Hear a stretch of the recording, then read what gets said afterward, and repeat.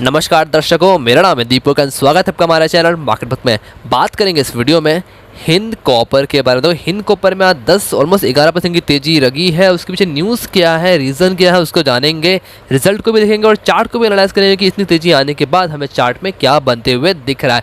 तो अगर आप हमारे चैनल पर नए हैं तो चैनल को सब्सक्राइब कर ले ऐसे ही रेगुलर वीडियोस के लिए। अब देखो यार, हिंद कॉपर से कंपनी जो है, थोड़ी सी बात करते हैं, कंपनी है माइनिंग कंपनी है, ठीक है। गवर्नमेंट इसको ऑन करती है और बेसिकली मिनिस्ट्री ऑफ माइंस, मतलब माइनिंग जितनी भी होती है ना, कोल माइनिंग हो गई और भी कुछ माइनिंग, जितनी भी माइनिंग वाली चीज़ें होती है वो बेसिकली ये कंपनी काम करती है। अब देखो इसमें जो ऑलमोस्ट 11% की तेजी आई है और आप देखो तो ये मतलब तेजी पिछले 5 दिनों में नहीं थी, तेजी बस आज ही आई है। इसके पीछे न्यूज़ क्या है? देखो, जो न्यूज़ है ना वो प्रॉपर मतलब कि कंफर्म नहीं है, इस जस्ट अफवाह।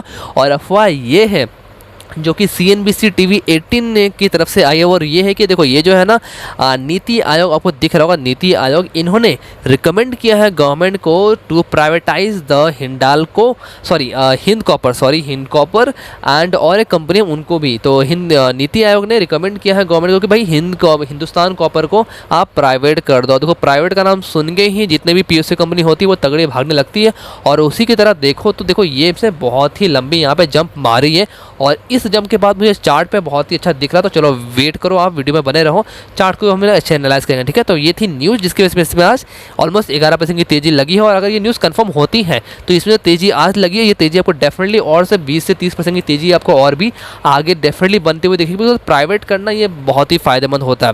अब चलते हैं यहाँ पे हम लोग रिजल्ट पे।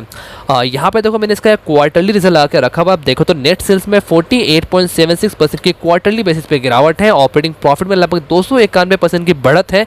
नेट प्रॉफिट देखो नेट प्रॉफिट कंपनी जहां मार्च 2021 में लॉस में थी 36.81 करोड़ के, वो अभी प्रॉफिट में आई है 45.63 करोड़ के। एंड ऑपरेटिंग प्रॉफिट मार्जिन भी यहाँ पे 39% से बढ़ के 44.92% तक आया है, जो कि अच्छी खासी यहाँ पे क्वार्टरली रिजल्ट दिख रही है। बट एक बार इसका कंपेयर करते हैं हम लोग ईयरली भी।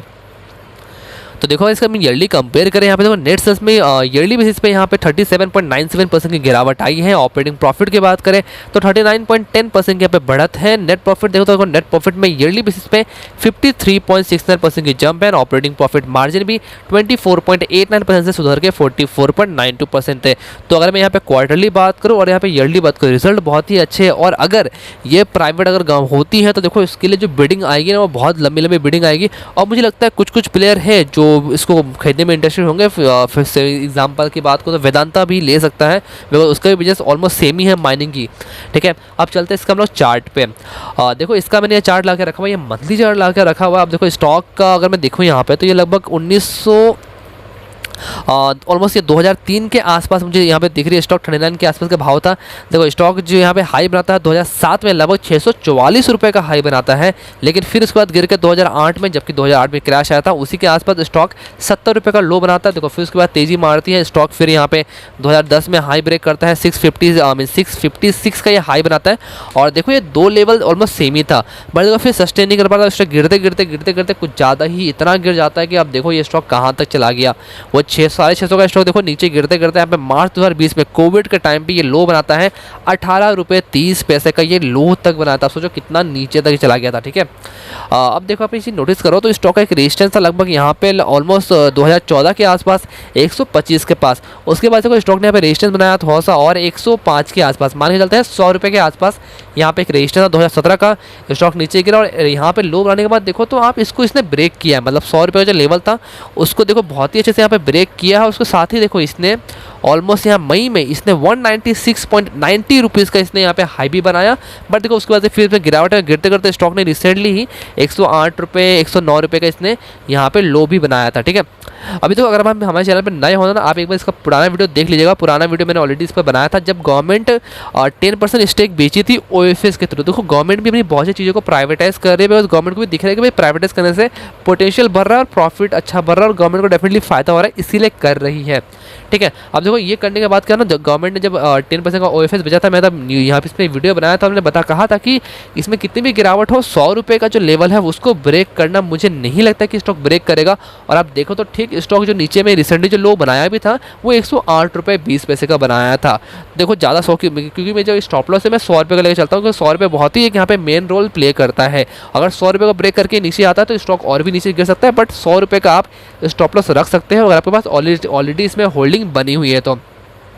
अभी देखो इसमें हम क्या कर सकते हैं, देखो फ्रेश पोजीशन की अगर मैं बात करूँ ना, तो देखो एक बार ना यहाँ हम लोग एक बार इसका डेली चार्ट भी स्टडी कर लेते हैं।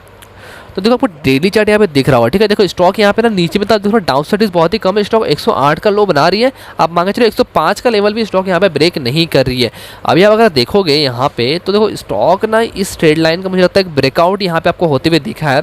हालांकि अगर और तेजी के साथ ये क्लोजिंग होता तो काफ़ी अच्छी बात थी, बट अगर आप थोड़ा नोटिस करो तो ये ट्रेड लाइन को यहाँ पे स्टॉक ब्रेक करते हुए दिखा। बट देखो ब्रेक करते हुए दिखा, बट ये ऊपर में इसका एक रेजिस्टेंस ही था ऑलमोस्ट 130 के आसपास। इसने भी आज उसी लेवल पे यहाँ पे देखो आप उसमें भी टच किया, बट टच करके फिर नीचे में इसने आके ऑलमोस्ट 121 के आसपास इसने क्लोजिंग दिया। और ये जो लेवल है लगभग 129.50 मान के चलते हैं, 130 रुपये का जो लेवल है वो एक रेजिस्टेंस साबित हो सकता है।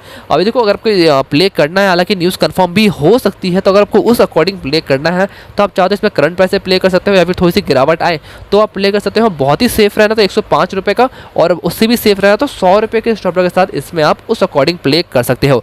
अगर हम एक बार मूविंग एवरेज भी चेक करें, देखो 20 दिन की मूविंग एवरेज जो है ना स्टॉक अभी उसके ऊपर में है। 20 दिन की मूविंग एवरेज में इसलिए रहता है बिकॉज 20 दिन की मूविंग एवरेज को एज ए स्ट्रॉन्ग सपोर्ट माना जाता है, और मैंने पर्सनली भी देखा है कि हाँ ये अच्छा काम करता है।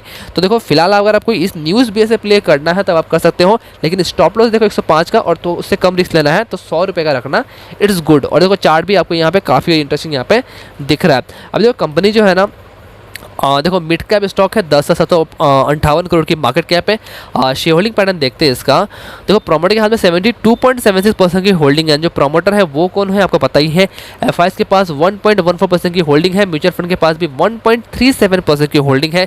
इंश्योरेंस कंपनी के पास 11.15% की होल्डिंग है, और एनआई के पास 13.8% की होल्डिंग है। मेजोरिटी शेयर में प्रमोटर के पास में है। देखो गिरवी का कोई प्रॉब्लम इसमें है नहीं, और 5 म्यूचुअल फंड ने 1.37% का स्टेक इसमें लेके रखा हुआ है, और 16 एफआईएस ने 1.14% का स्टेक इसमें लेके रखा हुआ है।